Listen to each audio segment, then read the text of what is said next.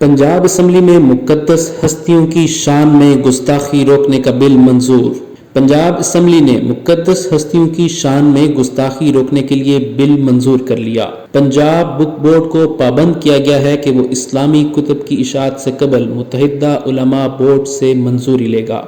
Speaker Punjab assembly Chaudhry Pervaiz Elahi की कोशिशों से ऐवान ने पंजाब टेक्स्ट बुक बोर्ड तरमीमी बिल मुत्तफ़िक़ा तौर पर मंजूर कर लिया। बिल की मंजूरी से बोर्ड हर किस्म की इस्लामी कुतुब की इशाअत से पहले मुत्तहिदा उलमा बोर्ड से मंजूरी लेने का पाबंद होगा। मुस्लिम लीग काफ की रुकन खदीजा उमर ने ऐवान में पंजाब टेक्स्ट बुक बोर्ड तरमीमी बिल 2020 पेश किया, जिसे ऐवान ने मुत्तफ़िक़ा तौर पर मंजूर कर लिया। बिल के मुताबिक इस्लामियात, मुताला पाकिस्तान, तारीख, उर्दू लिटरेचर और दूसरे मज़ामीन का इस्लामी मवाद तदरीसी किताबों में इस वक्त तक शाया नहीं होगा जब तक मुत्तहिदा उलमा बोर्ड पंजाब मंजूरी नहीं देगा। वज़ीर तालीम मुराद रास ने ऐवान को बताया कि टेक्स्ट बुक बोर्ड में ममनुआ किताबों का मामला पहले भी 2 दफ़ा हो चुका है। जिन्होंने ऐसी हरकत की इनके खिलाफ मुकदमा दर्ज करवाए और एक्शन भी लिया। हुकूमत ने इन पब्लिशर्स पर किताबें छापने पर पाबंदी भी आयद की।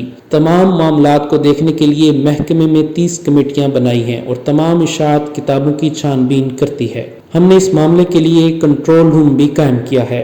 राना मशहूद ने कहा कि खत्म नबूवत की हिफाजत पर ऐवान मुबारकबाद का मुस्तहिक है। स्पीकर चौधरी परवेज इलाही की पंजाब टेक्स्ट बुक बोर्ड की मंजूरी पर गुफ्तगू करते हुए कहा कि निसाबी किताबों में इस्लाम के हवाले से शरअंगेज़ मवाद फैलाया जा रहा है। शर के फैलाव को रोकने के लिए पंजाब टेक्स्ट बुक बोर्ड तरमीमी बिल लाए। हम आने वाली नस्लों को शर से महफूज रखना चाहते हैं। ये मुल्क इस्लाम के नाम पर बना है। हम किसी सूरत इस्लाम की तौहीन नहीं होने देंगे। पैगंबर आखिरुज़्ज़मा हज़रत मोहम्मद सल्लल्लाहु अलैहि वसल्लम, उम्महातुल मोमिनीन और सहाबाए किराम की शान में गुस्ताखी के मामले पर पंजाब असम्बली में तारीख साज कानून साजी की गई। स्पीकर पंजाब असम्बली का इस मौके पर कहना था कि बिल पास करके शरअंगेज़ी के दरवाजे को हमेशा के लिए बंद कर दिया। अब मुक़द्दस शख्सियात के खिलाफ कोई साजिश करने की जुर्रत नहीं कर सकेगा।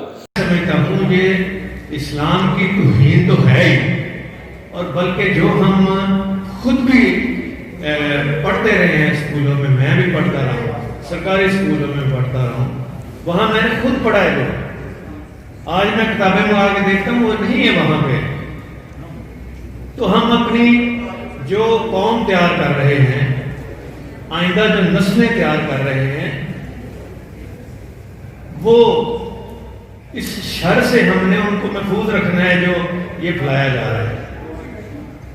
ये हमारी सबकी इज्तिमाई जिम्मेदारी है।